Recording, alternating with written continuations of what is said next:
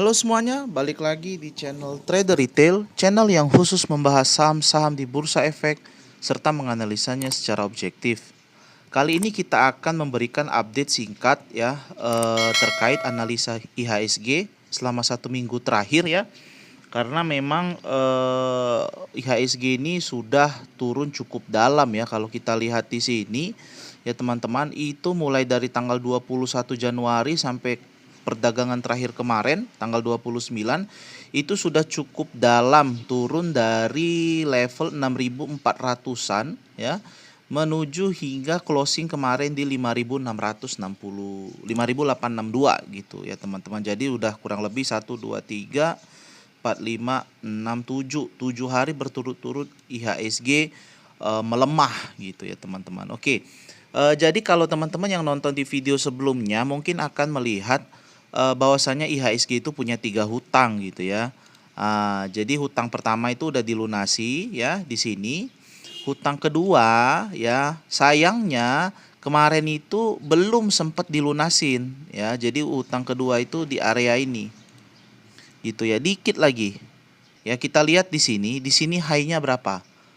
High-nya itu 5823 ya, high-nya 5823. Di sini low-nya 5825. Kurang 2 poin lagi IHSG bisa ngelunasin utang. Tuh, ya teman-teman, dikit lagi.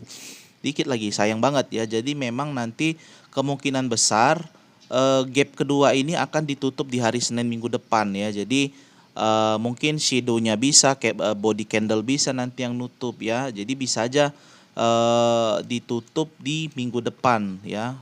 Tinggal nanti hutang ketiga itu di area 5.400-an itu teman-teman ya. Di sini nih ada gap kecil di sini ya. Nih di sini ada gap kecil. Nanti teman-teman bisa cek, kecil sih memang gapnya. Oke. Jadi gini teman-teman, pertama kalau kita lihat kemarin kan saya udah bahas itu ada namanya pola double top ya. Pola double top, di sini teman-teman bisa lihat, ini top pertama, top kedua, ini top kedua. Nah, itu pola double top ya. Jadi besar penurunannya itu kurang lebih dari sini. Bentar. Dari sini ke sini, maka penurunan adalah sebesar ini. Oke, untuk pola double top penurunan sudah dipenuhi ya untuk persyaratan double top. Oke, berarti double topnya udah lunas. Sekarang kita mau lihat ya teman-teman, seberapa besar chance IHSG minggu depan ya. Apakah IHSG akan terus-terusan turun atau akan ada technical rebound ya, atau akan ada pembalikan arah IHSG supaya kita juga bisa bernapas ya, terutama yang pegang saham-saham big caps dan middle caps itu sangat terpengaruh sekali dengan pergerakan IHSG. Kalau yang second liner dan juga third liner mungkin nggak ngaruh-ngaruh amat sih, walaupun ya sentimen negatif itu tetap ada gitu ya teman-teman ya. Oke, jadi untuk IHSG sendiri saya melihat ada 3 skenario teman-teman ya. 3 skenario dari IHSG. Bisa saja dia pertama apa? Jelas dia bisa melanjutkan bullish trend. Yang kedua, dia pembalikan arah menuju downtrend. Lalu yang ketiga adalah dia sideways ya. Nah, lalu apa syarat bagi IHSG supaya salah satu dari 3 tren ini terkonfirmasi gitu ya? Kalau misalnya dia bullish harus gimana? Kalau misalnya dia bearish harus gimana? Kalau dia sideways harus gimana? Ya, jadi kita mulai dari bullish terlebih dahulu ya. Nah, kalau yang bullish mungkin teman-teman udah kalau yang udah nonton di video sebelumnya ya harusnya sih tahu lah ya. Kalau untuk bullish saat ini IHSG sedang masuk di dalam wave keempat ya. Nah, wave keempat. Jadi ini wave 1 ya, ini wave 2 ya, ini wave 3, ini wave 4. Ya, wave 4. Kalau ini akhir ya, mudah-mudahan ini akhir, nggak lanjut makin anjlok lagi ya. Maka mulai minggu depan IHSG bisa saja rebound gitu ya, rebound menuju ke wave 5 gitu ya. Nah, kalau kita udah cerita wave 5 ini panjang ya, wave 5 ya dia bisa aja nanti Yang jelas kalau dia wave 5 target terdekatnya di all time high dulu lah di 6.600-an ya. Di 6.600-an. Kalau memang bisa dia breakout ya bagus gitu ya. Nah, itu syarat untuk wave 5 ya teman-teman ya. Sorry, bukan syarat untuk wave 5. Syarat untuk IHSG bullish ya. Syarat untuk bullishnya dia bisa breakout dari 6.500 ya. Ini high-nya berapa? Ntar ini high-nya 6504 ya. Jadi IHSG harus bisa breakout dari 6504 ya teman-teman. Itu kalau bisa itu di breakout maka IHSG terkonfirmasi melanjutkan bullish uptrendnya ya gitu teman-teman. Karena kalau kita lihat di sini sendiri pun sebenarnya yang terjadi di IHSG itu ya koreksi sehat gitu loh ya. Walaupun memang cukup mengkhawatirkan juga gitu ya. Nah, ini lihat. Ah, ini ya. Tuh kan ini masih koreksi sehat. Bahkan kalau dia turun sampai level 5.500 pun masih bisa kita katakan koreksi sehat karena secara major trend ya. Trend majornya ini dia masih strong uptrend gitu ya. Strong uptrendnya belum patah gitu ya. Dia ke 5.300-an, 5.500 pun masih oke, masih bisa dibilang uptrend gitu, teman-teman ya. Oke, itu yang pertama untuk dia bullish. Lalu bagaimana kalau dia misalnya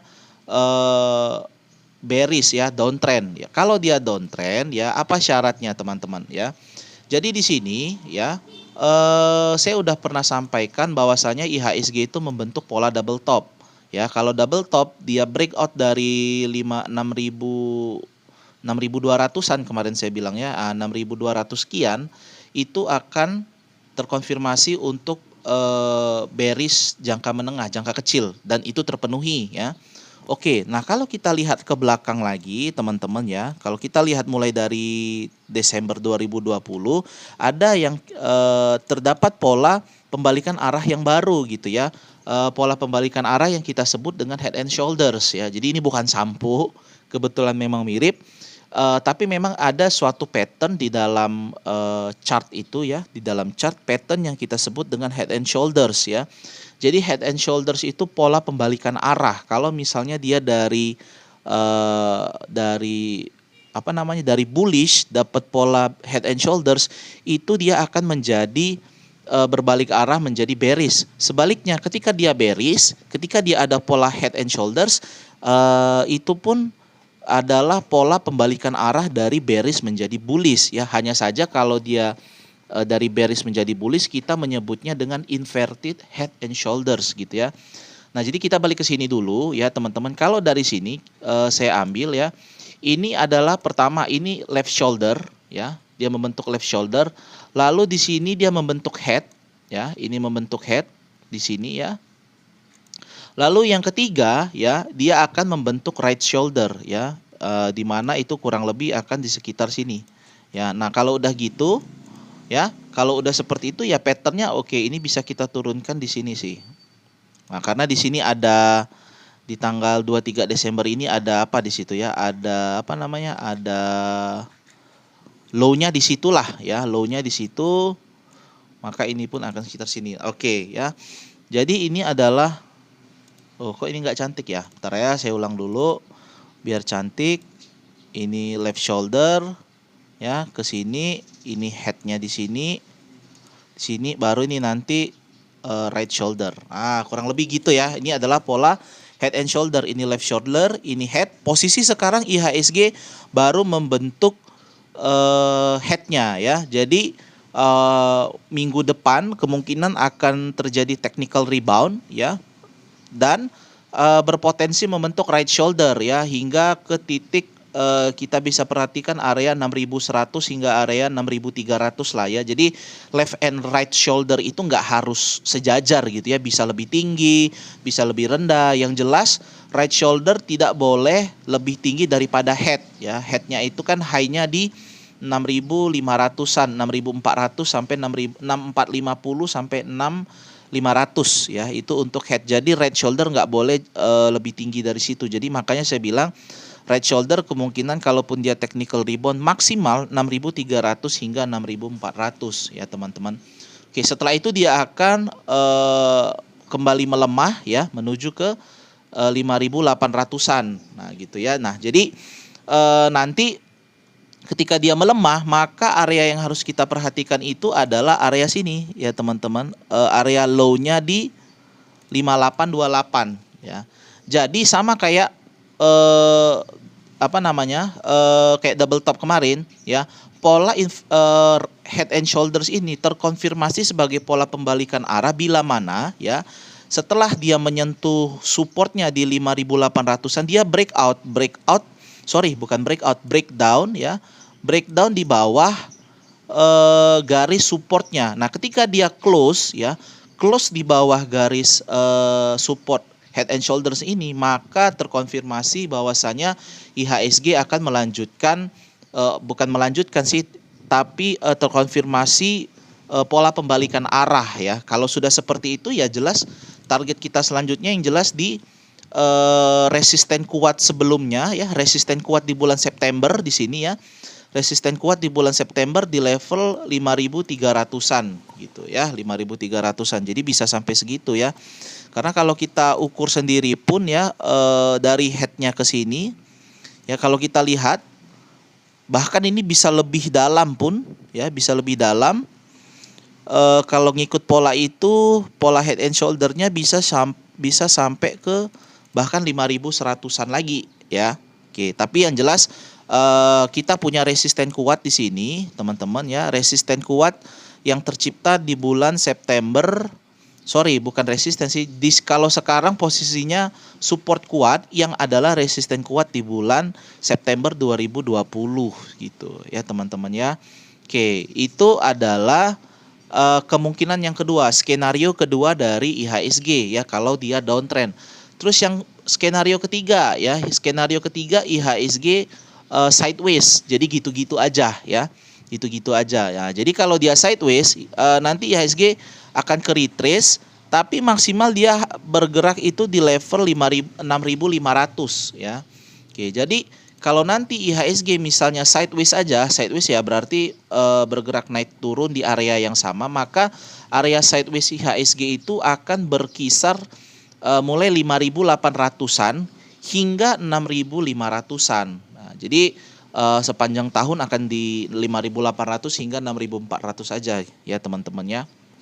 Oke, jadi itu tadi ya teman-teman, kalau misalnya 3 skenario pergerakan dari IHSG paling tidak yang bisa kita amati Februari hingga Maret ya. Jadi Februari hingga Maret ini bisa kita amati IHSG akan dibawa kemana ya. Jadi saya lupa tadi ya, kalau misalnya dia membentuk pola wave kelima ya, confirm, syaratnya apa? Syaratnya IHSG candlenya harus bisa closing di atas 6.500-an. Ini high-nya berapa? 6504 ya. Jadi IHSG harus bisa closing di atas 6504. Kalau misalnya terkonfirmasi closing di atas 6504, maka pola bullish continuation itu terkonfirmasi ya, dan IHSG akan membentuk wave kelima secara major trend. Namun bila nanti Februari dan Maret IHSG closing di bawah 5828, maka IHSG terkonfirmasi membentuk pola head and shoulders sehingga membentuk pola pembalikan arah dan berpotensi turun paling tidak ke 5.300 hingga 5.400-an gitu ya. Oke, lalu kalau dia memang sideways, dia hanya akan bergerak di area 5.800-an hingga area 6.500-an. Jadi teman-teman, itu dia tadi pembahasan dari analisa pergerakan IHSG ke depannya ya. Semoga membantu teman-teman dalam menentukan trading plan, terutama buat teman-teman yang punya saham blue chip, karena saham blue chip ini biasanya akan sangat mengikuti pola pergerakan dari IHSG. Jangan lupa subscribe channel Trader Retail supaya teman-teman tetap mendapatkan update video terbaru dari kami. Tekan juga tombol like, komen, serta share video ini sehingga semakin banyak orang-orang yang dapat menikmati video analisa dari kami. Terima kasih.